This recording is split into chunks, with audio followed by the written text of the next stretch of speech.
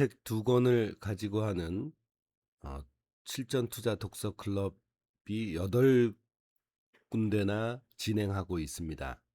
점점 신입 회원들이 많아지면서 추세선 그리기의 중요성을 강조하고 있고요. 그걸 위해서 실전과 함께 사용할 수 있는 추세선 그리기, 그리고 HD 현대의 매수 타점이 나왔는지 안 나왔는지 여러분들과 함께 직접 그려보도록 하겠습니다. 처음에는 이평선이 없는 로 차트, 봉 차트만 있는 차트를 로 차트라고 하는데, 봉 차트를 먼저 보여드리겠습니다. 자, 이렇게 쭉 오른쪽으로 가다 보면 현재 시점까지, 지난주 금요일 시점까지의 봉 차트를 보실 수 있는데, 추세선을 그릴 때 가장 중요한 것은 추세가 시작된 저점과 두 번째 변곡점만을 여러분들께서 찾아내시면 된다고 강조를 했습니다. 자, 그럼 여러분들도 함께 추세선을 그려보도록 하시고요. 저점이 시작되는 그 지점서부터 추세를 한번 그려보도록 하겠습니다. 다 그린 다음에 이평선도 함께 집어넣어서 매수 타점을 확인해 보도록 하시죠. 자, 오른쪽에 사선을 클릭을 하시고 시간이 이렇게 흐른다라고 가정했을 때, 이런 시점에서 상승 추세가 이 밑에서부터 시작되는구나 라고 여러분들께서도 인지할 수가 있습니다. 그러면 맨 저점은 어디가 될까요? 맨 저점은 시작점이 중요한데, 시작점은 이곳과 두 번째 변곡은 이곳을 그릴 수가 있겠죠. 한번 이어보겠습니다. 정확하게 그리셔야 되고요. 이렇게 두 군데의 변곡점을 이었습니다. 자, 그리고 이제 공부와 복습 삼아 뒤로 한번 가보겠습니다. 이렇게 두 군데만 제대로 그리면 이렇게 놓고 그리지 마시고, 절대 이렇게 뒤는 모른다, 그게 사실이니까요. 뒤는 모른다 생각하고 큰 변곡점이다, 추세가 시작돼서 상승되는 그 시작점과 두 번째 변곡점을 그리시면 됩니다. 자, 뒤로 가보겠습니다. 뒤로 가보니까 추세와 맞닿은 곳이 있느냐 확인을 한번 해보죠. 없죠. 없는데 끝까지 가보면 어떻습니까? 현재 시점 한 달 정도를 계속 추세선에서 지지하고 있고, 또 어때요? 이런 곳에서 도지가 나오고 있습니다. 도지가 계속 나오고 있죠. 지지선에서. 이 점을 주목하셔야 됩니다. 자, 그럼 두 번째 추세선을 한번 그리기 위해서 또 앞으로 가보겠습니다. 자, 이런 상태로 올랐을 때 두 번째 추세선을 어떻게 그릴 수 있을까요? 자, 이쯤에서 그럼 여기와 여기죠. 자, 요 두 군데 역시 이 지점과 이 지점입니다. 이렇게는 왜 그릴 수 없을까요? 여기와 여기. 그렇게 되면 요 부분이 잘리게 됩니다. 잘리면 안 된다고 했죠. 그래서 요 마지막 부분은 지우고 두 번째 추세선을 그린 다음에 시간이 흘러서 이렇게 또 가는 걸 보실 수가 있습니다.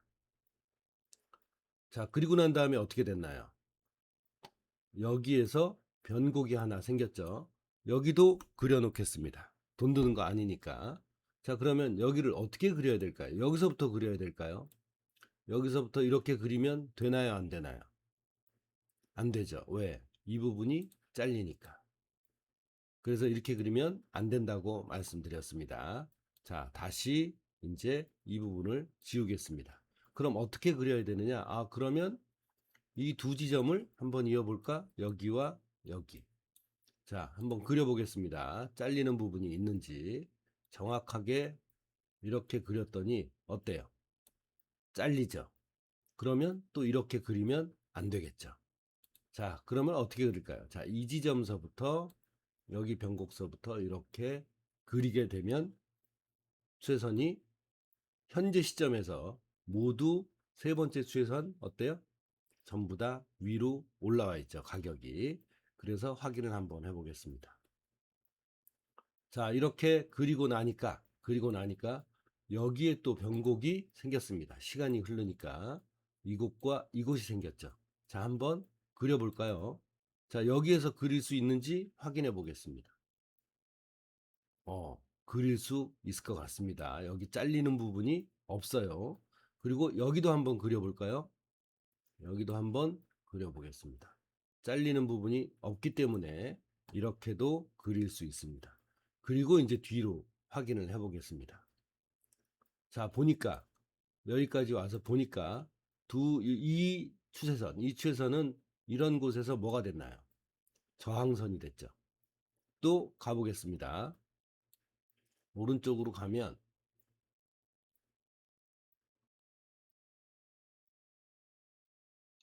자, 이곳에서는 매수 타점이 발생한 거. 처음에 이 두 부분을 이어서 그렸을 때 여기서 매수 타점이 발생을 했고 도지가 나오는 것도 확인을 했습니다. 자, 또 오른쪽으로 향해 보겠습니다. 자, 이렇게 됐을 때 처음 그렸던 이 지지선이 아래로 뚫린 다음에 위로 올라가니까 이렇게 무엇이 되나요? 저항선이 되는 걸 확인할 수 있었죠. 저항선은 매도 타점으로 이용할 수 있습니다. 자, 또 이렇게 보다 보니까 이곳에서 도지가 나오고 약간 상승했는데 이 범위도 약 한번 확인해 볼게요. 저가 26만 원 대비 27만 8천 원, 28만 원이면 26만 원에서 28만 원이면 얼마예요? 한 6, 7% 정도 상승한 거죠. 그러면 손해는 보지 않을 겁니다. 자, 이렇게 오른쪽으로 계속 추세가 이어졌다고 생각할 때 이런 식으로 맨 처음에 그려놨던 추세가 현재 시점에 지지가 되고 있는 걸 확인할 수가 있었습니다. 자, 이런 상태에서 하락 최선도 한번 그려보죠. 하락 최선을 여기 맨 처음에 그렸더니 어떻습니까? 나중에 가격이 혹시나 여기 지지선에서 지지되고 상승을 하게 된다면 약 22만 원 선이 하락 추세선, 하락 저항선과 맞물리니까 이런 지점에서는 어떻게 해요? 일부 이익 실현을 반드시 해야 된다는 겁니다. 자, 그럼 이런 상황에서 이제 이평선을 보겠습니다. 자, 그 다음에 두 번째, 여러분들 MACD 실전 투자 독서 클럽에서 배우셨으니까 요 MACD를 보면 여기가 이렇게 수평입니다. 근데 여기는 어때요? 매수 디버런스 현상이 나오죠.